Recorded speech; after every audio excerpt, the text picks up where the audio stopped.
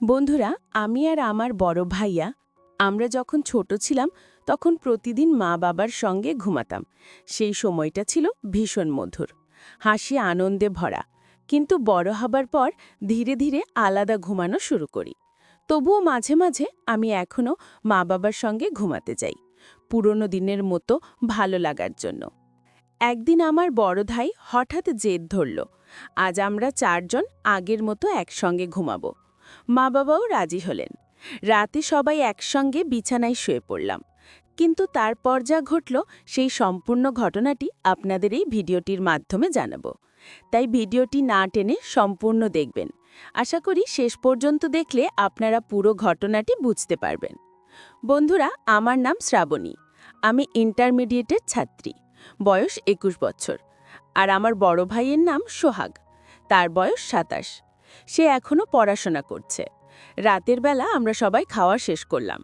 হঠাৎ ভাইয়া মা বাবার দিকে তাকিয়ে বলল, মা বাবা, তোমাদের জন্য আমি ১ গ্লাস দুধ নিয়ে আসি, তোমরা দুজনে খাও, তারপর ভালো ঘুম হবে।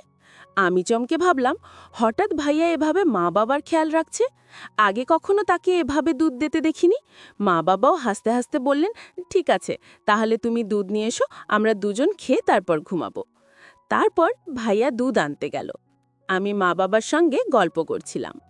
প্রায় ৫ মিনিট হয়ে গেল, তবুও ভাইয়া আসলো না। তখন আমি একটু বাইরে গিয়ে দেখলাম ভাইয়া নেই। কিছুক্ষণ পরে ভাইয়া বাইরে থেকে ফিরে এলো। আমি বললাম, ভাইয়া, তুমি কোথায় গিয়েছিলে রাতের বেলা? ভাইয়া বলল, আমি একটু ফার্মেসিতে গিয়েছিলাম, মাথা ব্যথা হচ্ছে, তাই ওষুধ আনতে গিয়েছিলাম। আমি অবাক হয়ে ভাবলাম, তুমি এতক্ষণ ঠিকই ছিলে, হঠাৎ করে মাথা ব্যথা? তারপর ভাইয়া বলল, শ্রাবণী, তুই ঘরে যা, আমি মা বাবার জন্য দুধ নিয়ে আসছি। তারপর ভাইয়া দুধ নিয়ে এলো।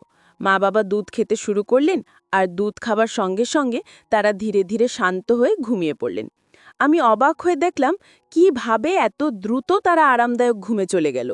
রাতটা শান্ত এবং পরিবারের সঙ্গে কাটানো মুহূর্তগুলো আরও মধুর হয়ে উঠল। মা বাবা একপাশে শান্তভাবে ঘুমিয়ে পড়লেন, আর আমাদের জন্য তাদের পাশে জায়গা রেখে দিয়েছিলেন। আমরা সেই পাশে ঘুমানোর জন্য প্রস্তুতি নিলাম, যেন আরামদায়কভাবে রাতটা কাটাতে পারি। ঘরের শান্তি আর পারিবারিক ভালোবাসা সত্যিই রাতটাকে বিশেষ করে তুলেছিল। আমরা ধীরে ধীরে সেই পাশে শুয়ে পড়লাম। ঘরের বাতি মৃদু আলো ছড়াচ্ছিল, আর বাইরে রাতের শান্তি ঢুকছিল।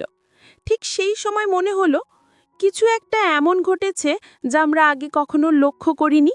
আমরা সবাই একে অপরের দিকে তাকালাম, আর সেই ছোটখাটো অদ্ভুত অনুভূতিটা আমাদের কৌতূহল বাড়িয়ে দিল। ভাইয়া আমার পাশেই শুয়েছিল। আমরা একে অপরের দিকে তাকিয়ে কিছুক্ষণ নীরবভাবে বসে রইলাম। ঘরের শান্তি আর রাতে ভরা সেই মৃদু আলো যেন সবকিছু আরও রহস্যময় করে তুলছিল। ভাইয়ার চোখে সেই অদ্ভুত ভাব দেখে আমি কৌতূহল বোধ করলাম। সে কি কিছু ভাবছে, নাকি আমাদের দুজনের জন্য কিছু পরিকল্পনা করছে? আমরা কিছুক্ষণ নীরবভাবে শুয়ে রইলাম। হঠাৎ মনে হলো ভাইয়া যেন আমাদের দিকে তাকিয়ে কিছু ভেবে দেখছে। আমি কৌতূহল নিয়ে তার দিকে তাকালাম, কিন্তু সে শুধু হাসল। সেই ছোট্ট হাসিটা যেন পুরো ঘরটাকে আরও রহস্যময় করে তুলল। আমরা নীরবভাবে শুয়ে রইলাম, কিন্তু ঘরের মধ্যে একটা অদ্ভুত উচ্ছ্বাস অনুভব করা যাচ্ছিল। ভাইয়া চোখ বন্ধ করেনি, বরং মাঝে মাঝে কিছুক্ষণ তাকিয়ে থাকত। আমি কৌতূহল নিয়ে তার দিকে তাকালাম। হঠাৎ মনে হলো ভাইয়া যেন চুপচাপ কিছু পরিকল্পনা করছে, কিছু এমন যা আমরা আগে কখনো দেখিনি। তার চোখে এক ধরনের শান্ত রহস্যময় ভাব ছিল। ভাইয়া আমাকে তাকিয়ে দেখছিল, আর আমিও তাকে তাকিয়ে দেখছিলাম। হঠাৎ সে বলল, কিরে, তুই এখনো ঘুমাচ্ছিস না? আমি বললাম, আমারও তো সেম প্রশ্ন, তুমিও এখনো ঘুমাচ্ছ না? ভাইয়া বলল, মা বাবা তো দেখ কত সুন্দর ঘুমাচ্ছে, তুইও ঘুমিয়ে পড়। আমি বললাম, ভাইয়া, ঘুম ধরছে না। ভাইয়া হেসে বলল, আমারও তো ঘুম ধরছে না। ঘরের নীরবতা আর ভাইয়ার সঙ্গে চোখের যোগাযোগ রাতটাকে আরও রহস্যময় করে তুলল। হঠাৎ ভাইয়া নরম গলায় বলল, কিরে, তুই কি প্রেম করিস? আমি একটু চমকে গেলাম। এমন প্রশ্ন ভাইয়ার মুখে আগে কখনো শুনিনি। আমি বললাম, না ভাইয়া, আমি প্রেম করি না। ভাইয়া হালকা হাসল। তারপর শান্ত গলায় বলল, আমি জানি তুই প্রেম করিস, কিন্তু আমাকে বলছিস না। আমি অবাক হয়ে তার দিকে তাকালাম। বললাম, না ভাইয়া, লুকোনোর কি আছে? আমি যদি প্রেম করতাম তাহলে তোমাকে বলতামই। ভাইয়া কিছুক্ষণ চুপ করে রইল, যেন কিছু ভাবছে। ঘরের বাতাসটা হঠাৎ একটু ভারী মনে হচ্ছিল, কিন্তু তার মুখে সেই হালকা রহস্যময় হাসিটা ঠিকই রয়ে গেল। তারপর ভাইয়া একটু ক্লান্ত হয়ে বলল, আমার মাথা খুব ব্যথা করছে, একটু আমার মাথা মাসাজ করে দিবি? আমি বললাম, আচ্ছা ঠিক আছে। তো সেই সময় আমি ভাইয়ার মাথার মাসাজ করতে শুরু করলাম। আস্তে আস্তে যত্ন সহকারে আমি তার মাথায় হাত বোলাচ্ছিলাম। মাথার নরম স্পর্শ আর ঘরের শান্তি রাতটাকে আরও আরামদায়ক এবং রহস্যময় করে তুলছিল। ভাইয়া চোখ বন্ধ করে একটু স্বস্তি অনুভব করল, আর আমি ধীরে ধীরে মৃদু হাসি দিয়ে তার মাথার ম্যাসাজ চালিয়ে যাচ্ছিলাম। ঘরের নীরবতা আর বাতির হালকা আলো আমাদের দুজনের মধ্যে এক অদ্ভুত শান্তি আর সান্ত্বনার অনুভূতি এনে দিচ্ছিল। তারপর আমি আস্তে আস্তে ভাইয়ার মাথার ম্যাসাজ করতে শুরু করলাম। তার মাথার নরম স্পর্শে যেন ঘরের সব শান্তি আরও গভীর হয়ে গেল। বাতি থেকে পড়ে আসা হালকা আলো তার চোখের কোণে মৃদু ছায়া ফেলছিল, আর ঘরের নীরবতা যেন আমাদের চারপাশে একটা অদ্ভুত শক্তি তৈরি করছিল। ভাইয়া ধীরে ধীরে চোখ বন্ধ করল, কিন্তু মাঝে মাঝে তাকিয়ে দেখত, যেন আমাকে কোনো নীরব বার্তা পাঠাচ্ছে। আমি তার চোখের দিকে তাকালাম, আর সেই নিঃশব্দ দৃষ্টিতে মনে হলো যেন সে শুধু আরাম অনুভব করছে না, বরং কিছু বলতে চাইছে যা কথায় বলা সম্ভব নয়। ঘরের হালকা বাতাস তার চুলের ছোঁয়া মৃদু করে বয়ে যাচ্ছিল, আর আমার হাত ধীরে ধীরে তার মাথার উপর বুলাচ্ছিল। সেই স্পর্শে যেন রাতের সব রহস্য আমাদের চারপাশে ঘনীভূত হয়ে যাচ্ছে। এক ধরনের শান্তি, এক ধরনের রহস্যময়তা যা আগে কখনো অনুভব করিনি। আমরা দুজন নীরবে শুয়ে রইলাম, কিন্তু সেই মুহূর্তে ঘরের প্রতিটি শব্দ, প্রতিটি ছাড়া যেন আমাদের গল্প বলছিল। একটি গল্প যা শুধুই আমাদের। একটি মৃদু হাসি, একটি নীরব স্পর্শ, আর সেই অদ্ভুত শান্তি। ভাইয়া হঠাৎ নিঃশব্দে বলল, শ্রাবণী, রাতটা কেমন সুন্দর, তাই না? আমি হেসে বললাম, হ্যাঁ ভাই, আজকের রাতটা যেন একেবারেই অন্যরকম। ঘরের নীরবতা, রহস্যময় আলো আমাদের চারপাশে যেন একটা অদৃশ্য কাব্য রচনা করছিল। প্রতিটি নিঃশ্বাস, প্রতিটি নরম স্পর্শ সব মিলিয়ে রাতটাকে এক ধরনের অলৌকিক মুহূর্তে পরিণত করেছিল।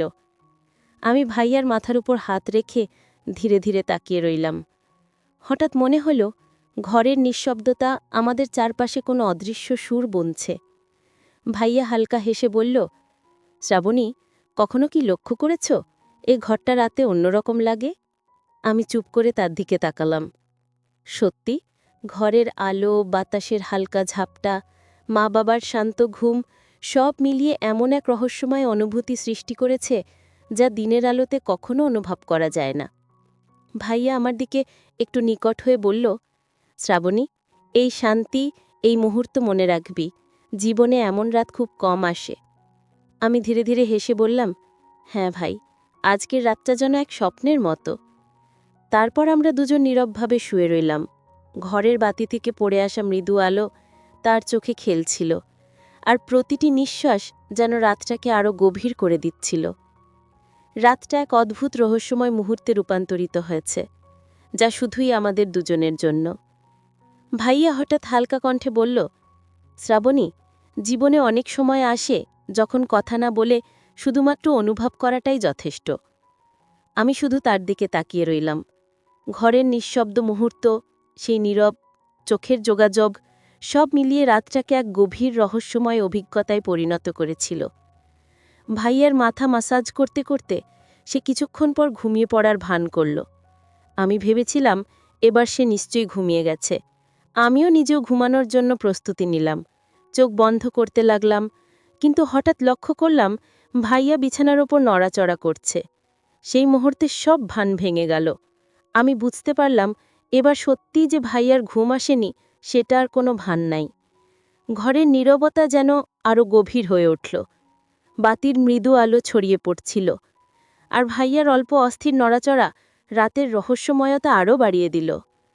আমি চুপচাপ তার দিকে তাকালাম। হঠাৎ মনে হলো আজকের রাতটা কোনো সাধারণ রাত নয়, কিছু একটা ঘনিষ্ঠ এবং অদ্ভুত মুহূর্ত আমাদের চারপাশে বোনা হয়েছে। আমি চুপচাপ তাকিয়ে রইলাম। ভাইয়ার প্রতিটি নড়াচড়া যেন আমার কৌতূহল আরও তীব্র করে তুলছিল। ঘরের নীরবতা, রাতের মৃদু বাতি আর বাইরে হালকা হাওয়ার শব্দ সব কিছু একসাথে মিলিয়ে এক ধরনের অদ্ভুত অনুভূতি সৃষ্টি করেছিল। মনে হচ্ছিল এই রাতটা শুধু ঘুমানোর রাত নয়, বরং কিছু অজানা রহস্যের শুরু। ভাইয়া আমার দিকে কখনো সরাসরি তাকাচ্ছিল না, কিন্তু তার চোখের কোণে সেই অদ্ভুত জিজ্ঞাসা এবং পরিকল্পনার ছাপ আমি স্পষ্ট দেখছিলাম। তার ছোট ছোট নড়াচড়া, হালকা শ্বাস-প্রশ্বাসের ছন্দ, সবকিছু যেন এক রহস্যময় নাটকের অংশ। আমি নিজেকে বললাম, আজকের রাতটা কিছু সাধারণ নয়, কিছু অদ্ভুত ঘটতে চলেছে।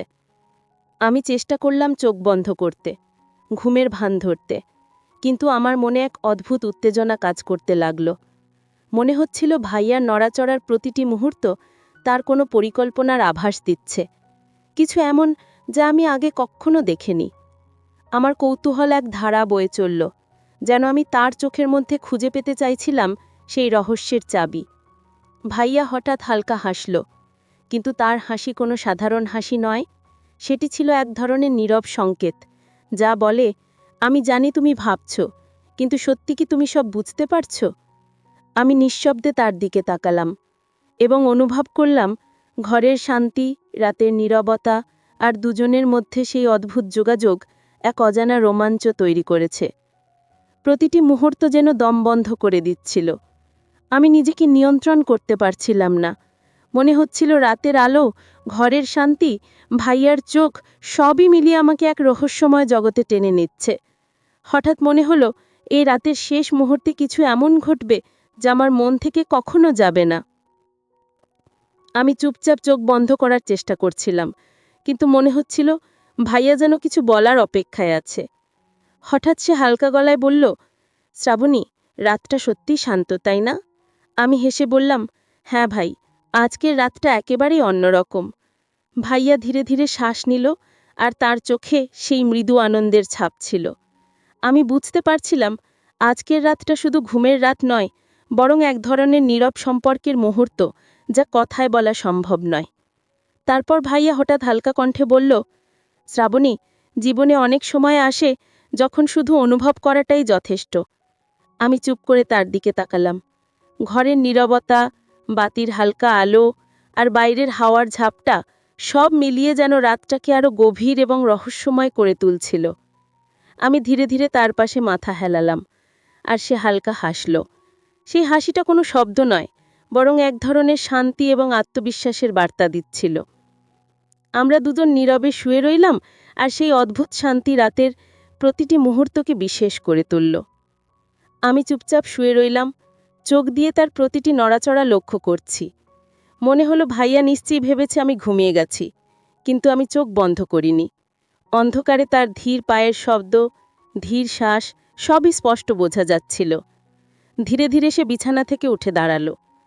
আমি অদ্ভুত উত্তেজনা অনুভব করছিলাম। কি হচ্ছে, কেন সে এমন করছে, বুঝতে পারছিলাম না। সে আস্তে আস্তে ঘরের মধ্যে হেঁটে চলে গেল, যেন কোনো রহস্যময় উদ্দেশ্য পূরণের চেষ্টা করছে। তার হাত দিয়ে দরজার কিগুলি স্পর্শ করল। আমি চুপচাপ তাকিয়ে রইলাম। দরজা খোলার মুহূর্তে বাইরে হালকা বাতাস এসে ঘরের নীরবতাকে আরও গভীর করে দিল। সে ধীর গতিতে দরজা খুলল, আর কিছুক্ষণ পরে সম্পূর্ণ নিঃশব্দভাবে বাইরে চলে গেল। আমি শুয়ে রইলাম, মনে ভীষণ কৌতূহল, অদ্ভুত উত্তেজনা আর কিছুটা চিন্তার মিশ্রণে মনে হচ্ছিল এই রাতের রহস্য শেষ হয়নি, বরং এখন শুরু হচ্ছে, এবং আমি সব দেখছি, সব অনুভব করছি। তো বন্ধুরা, গল্পটি কিন্তু এখনই শেষ নয়। এই গল্পটির দ্বিতীয় পর্বে পুরো ঘটনাটি বলা হবে। তাই আপনারা যদি তৃতীয় পর্বের ভিডিও পেতে চান, তাহলে অবশ্যই এই চ্যানেলটি এক্ষুনি সাবস্ক্রাইব করে পাশে থাকা অল নোটিফিকেশন অন করে রাখবেন। আর আগে থেকে যারা সাবস্ক্রাইব করে রেখেছেন, আপনাদেরকে জানাচ্ছি অসংখ্য ধন্যবাদ।